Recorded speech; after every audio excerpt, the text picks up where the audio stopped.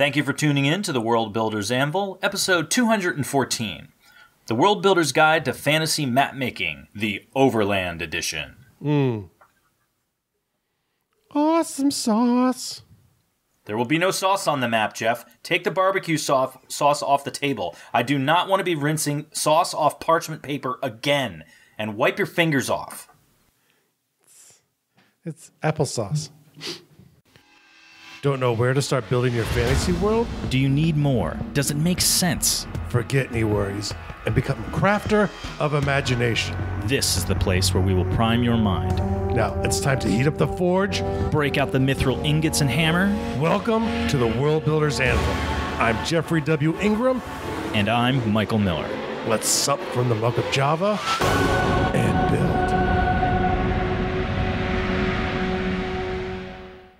I've got so many horrible things in my mind. I'm just going to skip over it. Before... some of that might get cut out, I'm not sure. Well, we'll get to it. Before we get going, a little bit of housekeeping. I would like to welcome Zeta, Amanda, Andrew, and Derek to the closed Facebook group. And I also want to remind people, anybody that wants to join the group, there is a little 3-question pseudo survey when you want to join the group that you have to answer these 3 questions. Those questions are just there so that we know that you actually want to join the group and you're not a bot or somebody trying to sell something or what have you. So if you see that pop up, like, don't be discouraged by it, because there's 4 people that still haven't answered those questions, and I'd love to welcome them into the closed Facebook group. So Reams, Julie, Steve, and Chris, if you guys get on Facebook and answer those questions, you'll absolutely be invited in to join the closed group. And most definitely. And if you don't, sooner or later, I will actually deny. Well, right. And a couple of them have been sitting there for a little while now. That's why I wanted to throw this out there to make sure they get their fair chance of joining the group. Because there's been a lot of fun discussion in the group lately. There's been some fun threads about the different things that hamper our progress and how we approach story versus world creation. Amanda has actually been really active, so I love seeing new members get real active in the forum threads. I'm saying forum threads, really just a Facebook post. I mean, kind of it's the new forum, it is, right? Yeah. But she was just the other day talking about how she spent a ton of time at world building, and now she realized she's going back to her story, and she world built herself into the corner. And this is what we talk about sometimes, right? And it's easy to do. It's very easy to do it, and so we have a bunch of people were chiming in and talking about like the different things that they ran into in their world building or their story writing experiences. My 2 cents on it is it's a matter of choice and priority. Like if you're a world builder, at heart, then just world build away and then make your story fit. Make your story off of it. If you're married to the story or you're writing a book, then maybe you shift the world a little bit. I find especially too, you can choose what's right. Right, and for me, I find, because there's also, here's another thought about it that we didn't talk about in the thread, is if you're writing a story, the story doesn't have to be 100% accurate to the world. People in the story might have it wrong, or whoever's recording the story, because you might be telling the story through the eyes of somebody recording the history, and they might have it wrong. So you can come back around later and contradict it and say, oh no, we've learned more. This is actually how the world works. So that's one of the things that really interests me, and I do know some writers do this, but it's this idea of you have a character and something happens, and in 1,000 years they're a hero. And we hear about these heroes from different bygone eras, not errors, and yes. And we do we really know what happened? Why were they really a hero? Something happened with them at the center of it, but is the story anywhere close? Because like they said, victors write the history. That's right. And very rarely are the heroes on the losing side. We haven't actually introduced the show topic. We've been meandering so much. Yes. And by the way, I'm Jeffrey W. Ingram, and this is Michael Miller. Hi, I am Michael Miller, not covered in barbecue sauce. Unlike Jeff. I always you guys should see it on camera. It's kind of before every episode. It's not necessary. I don't know why you still do it. Just for you, baby. Yeah, rare form tonight. I believe. Okay, yeah. So you have this written here. Great. So this is actually our second. It's not actually our second map episode. It's our second map episode in recent history because we have done maps before. Yep. They're links to all of them in the show notes. So, but this is part 2 of the series. This is. I see. I think this was kind of an unofficial part 2 because I don't feel like they were built as a parts 1 and 2, but it's definitely a pseudo-connected, not quite continuation of the prior episode. So really, listen to episode 213, and this one may make more sense. Or trust me, when we do episode 3 of the series, it'll make more sense because I'll go back into and we'll talk about dungeon maps, and then we'll do another one talk about city maps. So guys, the first one's sort of the work. The first episode 213, is where we kind of go into the we go into the sort of nuts and bolts of coming up with maps. And there is a companion video on YouTube, an actual video, not just audio, where I show you the software I use, and I kind of talk about the different types of maps that are available in there. It's really cool software. There'll be another companion episode on YouTube from this where I'll actually create a quick overland map to kind of show you some of the power of it. And if you want to explore the tools that I use for map making, go down to Staples and get yourself a 64 count of Crayola crayons and some graph paper. I use my Rocket Wave notebook for that sort of thing. But did you get a Rocket Wave? I got a Rocket Wave notebook. It's really cool. Yep. And does it work the way I thought it did? Yes, it works the way you put in the microwave. It dissolves it away over time. It will die, and you have to replace it. But is it working good for you? You're enjoying it? Yes. No, it works very good. It has. When did you get it? Because you never mentioned it to me. I think I did. This was a while ago. I know the first time we talked about it was. It was probably one of those times you didn't really listen to me. You were just kind of like, yeah. Oh yeah, great, really smart, Jeff. Yeah. I mean, that could be anything. I tune you out all the time. That's what I'm saying. So the fact you don't actually know just reinforces my belief. One of these days, you're going to be like, "Hey, Michael, I have a ton of money for you." I'm like, "Yeah, what? Yep." But you have to acknowledge that I'm talking to you. Yeah, that's great. If you come over an hour, it's $1 million. It's kind of like the old TV show, but I don't know. Talk about the old TV show right now. We're not going to go. Car.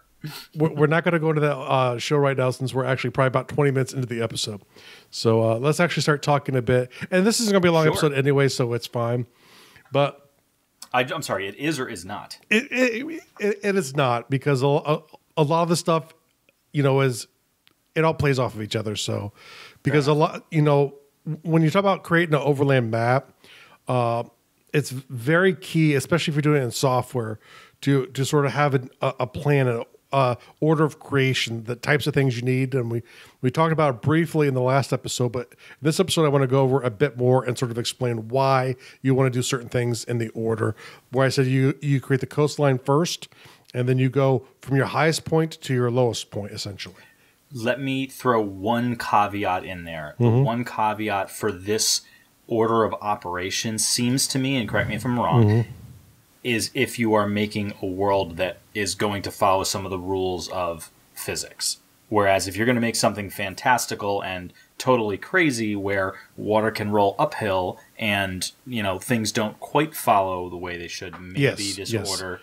Okay. I'm talking about a naturalistic world. That's the word I was looking for, but my brain couldn't find it. Yes, if for a naturalistic world, follow this order. Follow this order. Naturalistic world, this would still be beneficial, but not necessarily essential. But there are certain rules you could break, and and we can kind of talk about those, I guess, along the way too. But I care about naturalistic worlds, so haha. So remember, go to episode 213. If you're really new to maps, start there. There's some things you should think about and do before you start really map making. It'll just save you time going forward. Now here, I really want to talk about sort of the order of operations and kind of why it's important. So the first thing you want to create is your coastline. It's the thing everything on a planet centers off of. So when you're doing an overland map, obviously this is if you have seas that show, because you don't necessarily need to draw the whole world, especially if you're drawing a story for a book. It might just be an isolated part. And so think about this, like if you're doing like a Central Asian themed story, there's some like inland seas and stuff like that. I'm not talking about creating coastlines for that. I'm talking about like actual coastline of the continents. So if they show up, start there, because that gives you essentially the anchor point from which everything's built off of. So I believe it's really important to know where your coasts are first. Because the thing is, if you try and do the coast last, it's going to, well, you probably would never do it last, but if you try putting mountains and stuff first, it's just not going to feel right. So start with the coastline, because think about it, you know, everything is based off of if it's on land or not. So, and obviously, if you start to draw out your coastline and you want some mountains and some features of the landscape, and you discover that you need to move the coastline, you can. Mm-hmm. Yeah. Most definitely. If you're using software, or really anytime, try to remember scale's relative. So, you know, when you pick symbols for like mountains, understand that if you like make one a lot larger than the other ones, that will be meaningful to people, whether or not you intend it to be. You know, so like if you have one giant mountain in the middle of a mountain range, it's going to look like to anyone looking at the map that there's a giant mountain. And which you might have, and I'm not going to tell you should not have a giant mountain in the middle of a mountain range, even if it doesn't make sense geologically. You know, if you want to do one, do it. Just understand that, you know, the size and the scale of things are meaningful, but in context to each other. So, like typically on most maps, vegetation is way too big because you're trying to give people visual representation of what's there. Mountains. Might not be that much bigger than a tree, but that doesn't mean your trees are tiny. You know, and one of the things I was going to say, all my trees are mountain sized. So, but we'll kind of talk a little bit about different ways of doing this. The next thing that you should draw is determine whether or not you want a contour map or a symbol map. And a symbol map is one that essentially uses symbols for mountains, for trees, for cities, for anything that goes on the map is strictly symbol based. A contour map shows lines of elevation. It's like real maps that get used are typically that way today. Like when I would do land nav at the military, we would have maps with contours because it helps you do what is called terrain reading, and you can use that to figure out exactly where you are on a map. I've used a lot of contour maps in Airsoft, and while I really enjoy them and I like playing with them, looking at them, I would be intimidated to make one. I would be too, actually. I mean, the thing is, especially if you're doing a smaller space, it's one thing, but if you're doing really a full world, I would kind of advise against it because you're going to have a huge separation in the contours. Elevation wise to get the point across, and it kind of loses the feeling on smaller localized maps. I think it's an easier way to go. Well, not necessarily an easier way to go, but it's maybe a stylized way you could choose if it's an intimate setting. It's probably an easier way to do a contour map, to do it on a smaller scale than do it on a wide scale. Yeah, I think that's what you were shooting for there. Yeah, once you get over, several hundred kilometers, the use you get out of the contours becomes minimal, and that's the reason why typically on bigger, large scale maps you don't see contours. But now assuming that you don't, you go symbols. Either thing you're doing next, you're either doing your contours or your mountains next. You're trying to show where your high elevation points are, and the reason you want to do these are mountains tell you a couple things. They tell you where the wet and dry spots happen on continents. So on one side of the mountains will be dry, on the other side of the mountains will be wet. And if it's a really thick mountain range, there could be deserts within there. If it's a really that's always the case. Like there's never like a mountain that happens to have like a lot of wetness all the way around it. Like not that I've ever heard. I suppose it, if it were an island. If they're short, you could have the rain pass over them with less effect. But it's like even like where we live in New England, we get a lot of storms that come from the west. By the time they get to us, they lose a lot of moisture. If it was not for the fact that there was an ocean right off of our coast, because we're a coastal community, to feed moisture back into it, or you get the nor'easter storms that connect with them, that's when we get powerful storms, because we get a lot of energy from the storm from the west, and the moisture comes off of the ocean. The irony of that is, like, our weather, we do see a lot of moisture in our weather. Like, we do. But that's actually moisture that comes up the coast. That's where we get all of our, But my point is, it's ironic because, you know, like, I've been to other areas in the country, and they're like, it rains. And it's like what would be equivalent to a really light rain in New England, because when it rains here, it rains heavy. I don't know. Typically, I find in other parts of the country, you get off of coast. What you typically see a lot more is, instead of long rainstorms, you get very short, very torrential storms, and maybe some sprinkles here and there, but they're much faster moving. Where especially where we're at, where we get the Gulf Stream coming together with the ocean, we get a lot of moisture that can last over days. And sometimes it can be heavy, and sometimes it's not. It depends on how much moisture and energy and stuff happens to happen. But that's the reason why we might get 2 inches of snow or 30. Meteorology science. In one storm. You know, it's the way things come together. But mountains actually do tell you this dividing line, and especially tall mountains. And really tall mountains, like you start thinking Himalayan mountains, or like Andes mountains, or even like the Alps, really significant. The taller they get, you know, moisture does not make it over the Himalayan mountains. It just, very little will ever leak over. And so the Gobi Desert on the other side of the Himalayan mountains is one of the driest spots on Earth. Mountains help tell you where your water is going to gather at. They help tell you where your rivers will start. Because remember, and this is something I have to credit Jeff Biles for making me even think about this. Rivers run from mountains to the coast. Now, they don't always reach the coast, but they start in mountains and they try and get to the coast. And don't they break up along the way as opposed to converge? No, they you have you have probably multiple sources that kind of come together because they're finding the weakest part through the geology. And so, so sooner or later, they kind of end up at and not always, because all rivers don't connect, but, you know, you'll have rivers come together. And then at the end, though, you're right. Sometimes they'll start spewing out silt, and they'll create deltas. And then they'll seem like they're spreading apart again. But that's, in the length of the river, a very small part of it.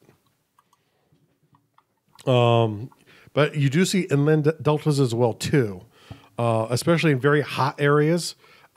Places really close to the equator that get the massive heat. Even areas that have lots of rain, sometimes it's just the sun's so powerful it'll evaporate it before it makes it back to the ocean. So it's not 100% that they make it back to the ocean, but most rivers do. And the irony is, there during the summer, it's one of the driest places as well. But like. Right after the wet season, it's flooded. There are like hippos and all kinds of other creatures hanging around, but they have to retreat. Basically, that's like in the I think it's it's one of the great the Serengeti, I think, is one of the biggest areas of animals moving because of the drastic change from wet to dry season. World builder tip, real world builder tip. If you do see a hippo, run for the hills. Most dangerous animal on the planet. And if some of the stuff, I'm not going to go in super detail because some of this will make a lot more sense visually when I show it. So if you get stuck on the abstract of it, definitely go to the show notes. There'll be a link to the YouTube. Nothing abstract about hippos. Super dangerous. Yes, hippos are dangerous. Rhinoceroses are not. That's ironic. Okay. The next thing I always like to do is I like to know where my rivers and lakes are. I like to sort of choose, and I don't get super picky on wet or dry side, but there's always a part of the continent by the biggest mountain range where on one side of the mountains, all the water will flow one way. And there might be some rivers and stuff on the other side too, but there's usually a lot less moisture on the other side. But that's, the continental divide. All continents have them, except for like, I guess Antarctica. So you're right there, Michael. I don't think Antarctica has a continental divide, but I could be wrong. The next one. Was it you who was somebody was arguing with me recently about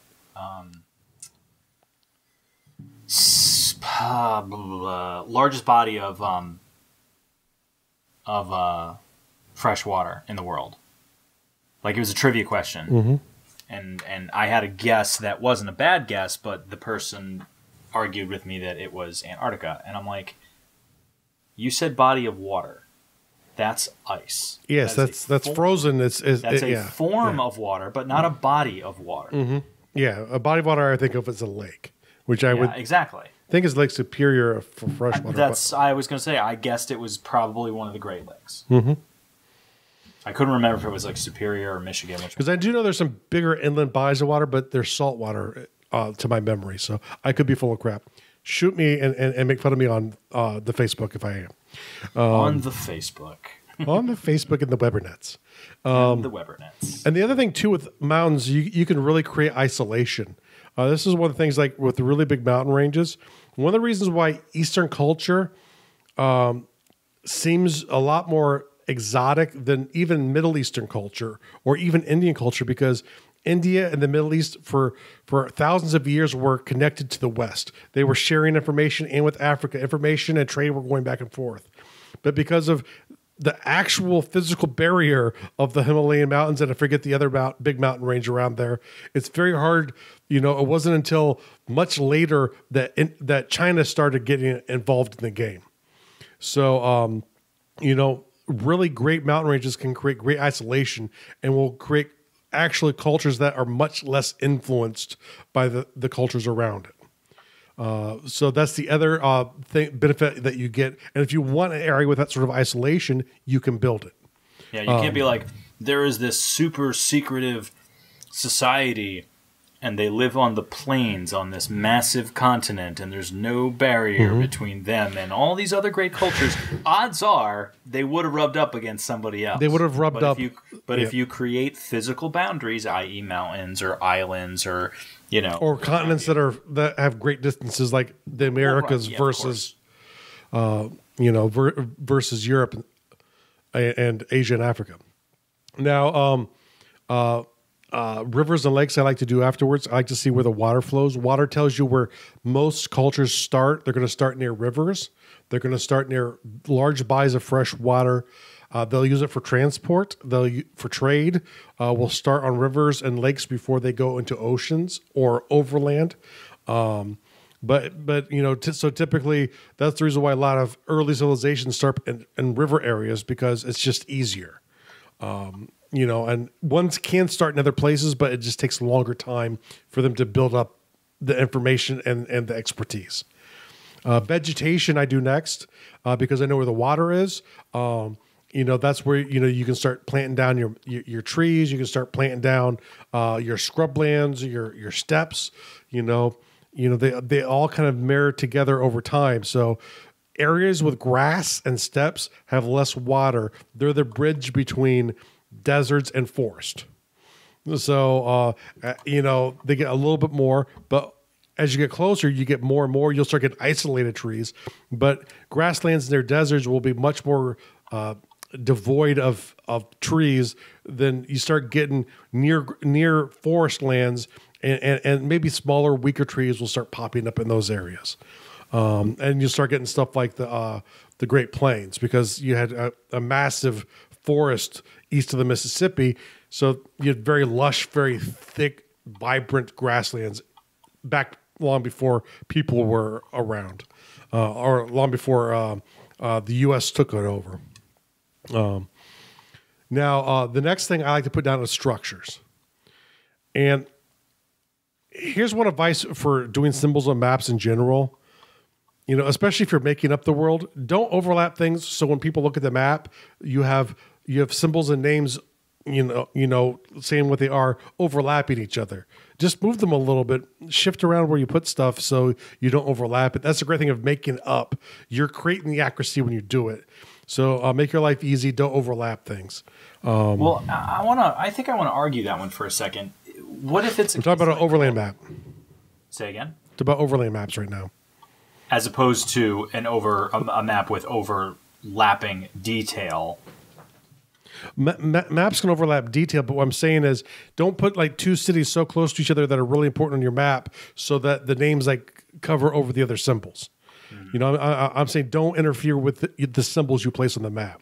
Okay. All right. Okay. That All right. Go ahead. I won't fight you on that. That's more of an artistic point, not a. I gotcha. I was gonna say because, if you're just talking about like that type of map, because my bit is like if you're gonna do it digitally, then you have the ability to have overlays, and thus, if you want a city on top of a mountain, you can do it. Yes, and here's one of my big pieces of advice is, once you get through vegetation, if you're going to have multiple variations of the same map, do only the natural stuff that exists in the world. Save a copy of it so it's essentially a base map that you can use to do world over time if you want to.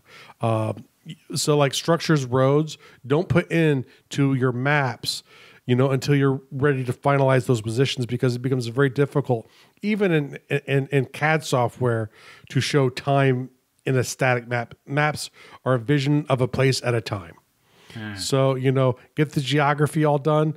You can save that as a copy, and maybe if they're closely related, you can take an old map that has cities, destroy some of them and make them ruins and add in other cities. But realize that a lot of times whenever you have ruins, new cities later on, 200 or 300 years later, will build in the same site. That's very common throughout the world, because typically there's something about that area that makes it useful to have a city. And that's usually the best ground to put one. So 100, 200 years later, it'll just naturally come back to the same spot. Rivers tend to be a big influence, especially in lower tech levels. Is one of the best way to move people and move things. Oh yeah, it's much easier than roads. Roads take a lot of technology to do well, which actually come after structures. So once I get my structures down, and typically when I do overland maps, if it's world scale, I'm not putting buildings. I'm putting cities, major fortifications, that kind of stuff. You could, if it's a little bit smaller scale, maybe have actual building structures on there as well too. I would avoid against that if it's actually a world map, because one, you'll never get finished.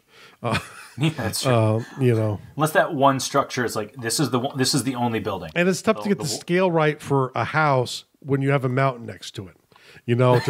And it's going to lose its perspective if the map is scaled out. You're going to have all of this information stored on a map that you can't actually get to. And like Campaign Cartographer, you could do that, and you could really go in and you can zoom in and keep putting symbols at larger and larger areas. But you just add a lot of symbols. If they're not going to be seen in the way the map's consumed, it doesn't do you any good. And it just will make it harder for you to open up your map unless you have a supercomputer. Now, once I get done with the roads, I like to go to the deepest part of the ocean. Now, logically, you would think I would just keep going slightly lower over time. But the thing is, to me, the most significant things that I'm putting on the map, if it's underwater, are major things. And I want to know, once again, where the deepest points are, so I can work back towards that level of the coastline. So things can blend together instead of just being plopped onto the map. So, from that point, I would go to the deepest part of the ocean. I will get really deep currents if I want to know where those are. And those are important to me, because if people get out on boats and get lost, where do they go? The deep currents or surface currents will push them around. So that's how people can, over time, get all over the place. And then if there are any underwater structures, I will just kind of throw those on next. Surface currents and trade routes, if I care about them. What would you call an underwater structure? Are you talking about like say you have like an old part of the world that collapsed underwater? Maybe the ruins underwater. Maybe it's civilization. Race. So literally large man-made or anytime I use the word structure, I'm talking about I'm talking about man-made structures. That's a very good question. And then surface currents and trade routes I do typically care about, but I don't need both. Trade routes will follow surface currents because it's the easiest way to go, especially if they use sails. Even in very ancient times, you had boats going from Yemen up to Asia during the monsoon, and then when the monsoon was over, they would sail back because the winds would shift direction. So, these things can tell you once again how people move, how trade goods can move to get around the world. So, and man is very enterprising. If there are things that they learn of and then they desire, they will find ways very early. I'm talking about Stone Age times. There'll be massive hundreds of miles of long trade routes. Well, especially since they didn't have the internet, there was nothing better to do. There's nothing better to do than to walk from Mesopotamia to the Indus civilization to do some trading. You guys trading. want to watch the new Star Wars trailer? Oh, dude, that hasn't been invented, and it's not gonna be for like 1,500 years. So I think I'm gonna die waiting for that to come out. Walk. Yes, you will. Across the continent for this new spearhead technology. It is amazing. They make them out of stone there. Good goodness. Come on, let's start walking. Get back. But this kind of sucks because that'd be the thing too. You get there and you're like, oh, ours are much better. What a waste of time. Ours are way better than this. I mean, they're only made out of a hardwood, but they don't chip. Well, that's when it turns from a train expedition to an invasion, I think. So, who knows the way it goes. Okay. But now once I've kind of gone through all those other things, the basic stuff that you'd expect to see on any map, if you looked at like an overworld map or an overland map, cities, roads, then I like to think about the goodies. What would be a goodie? The point of interest stuff on a normal map, but that's where my hidden groves are. My cave of orderly chaos. Oh, so like Wagner's home. Where do those fit into the map? And now, if this is a map for the players, it might not be on their map. But, there's a version where I need to know where it's at. So it's going to be on that one. And one of the things I like about the software I use is I can actually hide my layer and just print it out for other people. So what do we call Wagner's thing? Did we call it a tent? It was a tent, I believe. It was kind of like a teepee, wasn't it? It was a home. I forget the specifics. It's thought we had been a couple days. Term. We might have. It was a long time ago. I seem to remember that it was because we kind of we're thinking about what's that other one where it's on legs. It's another a hut. Is that like Baba Yaga's hut? Baba Yaga's hut. So I was going to say, I seem to remember we purposefully avoided the word hut. Yeah, that's quite possibly true, just out of a point of pride. Right. But to me, it's like you need some final details to make a map really pop out, and it is those hidden special things that are on maps. You might have political divisions at this point if it's important to the map you're making. I always found that fun too. Like if you're looking at a fictional map and you see like a little, especially one that's really detailed where there's a lot of things on it, and you find a little corner, and you're like, "What's that?" And you're like, "Wait a minute, what is that?" Or clearly once you've read it, it's funny or it's interesting, or like you remember a part in the story where there was this thing and you're like, oh, that's where that is. Like, look, they even included it on the map. Exactly. Yeah. And those are the maps like with fiction that work really well, where it's like you look at it and it looks like a cool map, and later on you go, if you're really the nerd like Michael and I are, and you're looking at the map, you're like, wait a second, because they were going from here to here and there's this weird thing. That's that thing. That's that thing. That's that point of interest. That's the cave of orderly chaos right there. And the other important thing is the earlier the maps are, you're more likely to have your dragons be here moments. Those little monsters that get put on the edge of maps to show where the monsters are. Because in the old times, they thought there were monsters there. You didn't go there because you would die. And that's true. On a lot of old seafaring maps, you'd see like serpents on the serpents in the water, and it's usually in the water. If you look at a modern day map, it's a relative position to where if you'd sail on the boat there, it'd be impossible to get back. Like if you got caught into the current of the Atlantic that took you to North America, unless you could find the current that brought you back to Europe, you're not coming home. It's just not going to happen. So beware of currents. Currents are very powerful. Those powerful currents. Those hidden funny things on maps reminds me. And compass roses, titles. Maps need titles and compass roses. They need those kinds of things. They make them identify as maps to people. So, do not forget, once again, the rivers flow from the mountains to the sea unless you're in a world without physics, in which case, why does the land matter? Rivers can dry up before they reach the ocean. You can have, there's massive deltas inland, but just not very many. And if the makes or others includes, okay. If it's a large map, you might want to include something to help show scale. Because to you, you're showing what you think is a really big world, but maybe it's a simple map. Someone else sees it, they think it's like a county. It's a small island, but it's a whole continent. Things, mile bars or whatever you want to call it, help people gauge the size of thing that you're talking about. Because to them, even if it's really big and really detailed, they might just think it's like a really well-detailed map. They might not realize it's like a whole world. Or vice versa. I mean, if you don't give it scale, it might be the other way around there. But like, this is a really big area, and you find out, no, this is just a town. Mm-hmm. And the final thing to keep in mind is keep the base map of the geography. Don't add stuff to it. And that's only if you're insane like me and you like to see things over time. Because, like I said, if massive changes happen to your world, it's easier to start with less symbols on the map. So keep your base maps, especially if they're hand-drawn, that's even more important. Keep one that you can photocopy to reuse or copy and paste to start over. You'll find it invaluable. So that is my Overland edition for maps. Huzzah! Let me move over here on the show notes here. So, world builder task for the day. I'm sure this will shock you. Create a map. Yes. Can create an Overland map. And I got to tell you, I'm such a huge fan of the hand-drawn map. You just said it. I mean, don't get me wrong, for the sake of neatness and organization and having all your world building stuff together, doing it in software is great. But I have such a love for the hand-drawn map. I do too, and I've seen people who are really good at map making software, and it looks like it's like an ancient hand-drawn map. So, there are things you can do to up-level your game, especially if you know what you're doing.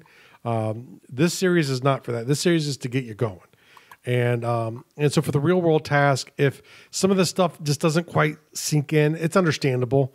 I'm talking about something visual on an audio podcast. So go to the show notes, garduel.com for episode 214, and I'll have a link to a video there. Might as well just subscribe to the channel, if you're interested right there, because I'll be doing some occasional maps, just throwing them up there. And then, of course, when we get to other Overland maps, I'll talk about them here, but there'll probably be more episodes there about map making, because I'll probably just start doing map making and record it and share it up, afterwards, at least if it's worthwhile. So remember, go check out the video that complements this, and it'll make more sense, some of this stuff, like how to find the dividing line for mountains and stuff like that. So if it doesn't all sink in, for a lot of you, if you're like me and you're kind of a map geek, it's a refresher. It makes you go, oh yeah, I forgot to do that. But for other people who are starting off, it could be overwhelming. So just go watch me do it. Comment here, go to the Facebook group and ask questions. There are some really good cartographers in the group. So yeah, there seriously are. And there's me. Side note is just a side note plug. If you have to go to Amazon, please go to www.garduel.com/Amazon for all of your fun Amazon needs, but it helps out the show. Won't change your pricing. Just help us out.